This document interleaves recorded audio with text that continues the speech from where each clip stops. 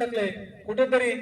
मोठे पटके खेळण्यापासून वंचित ठेवायचा दिसतोय प्राणच दिसतोय रोहित आता पाहिजे अतिशय सुरेख पहिले चेंडूवर रस्ता दाखवला गेला आसमान दाखवला गेले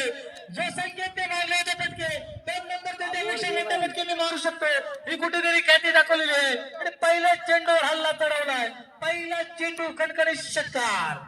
आता कुठेतरी मॅच ऑन दिसते टार्गेट ऑन दिसतंय आपल्याला कारण दोन्ही फलंदाज तितक्या ताकदीचे दिसत आहेत 68 धावांचं उद्दिष्ट आहे आणि पहिल्या चेंडूवर कणकणी षटकार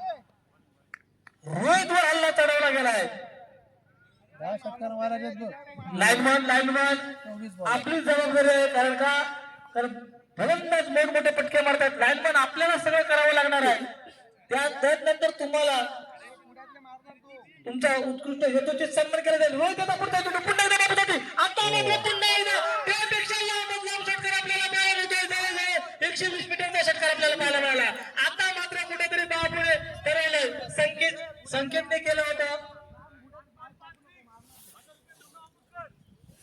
5 बॉल 5 सिक्स 1000 रुपये मुन्ना मापुसकर बाबूसाठी 6 षटकार घेतल्यानंतर 1000 आहे संतोष पवार 5 बॉल 5 षटकार 6 घेतल्यानंतर मुन्ना मापुसकर 1000 रुपये म्हणजे जवळजवळ 2000 रुपयाची कमाई होऊ शकते आता मात्र कुठेतरी रोहित आता सलग दुसरा षटकार बसतो का रोहित कमबॅक करतो का कारण हा एवढ्या ताकदीचा गोलंदाज दिसतोय राईट राऊंड पद्धतीचा मारा करतोय तो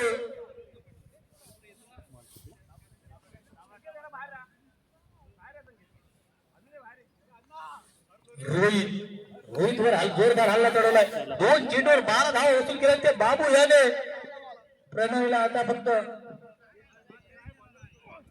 हॅट्रिक आपल्याला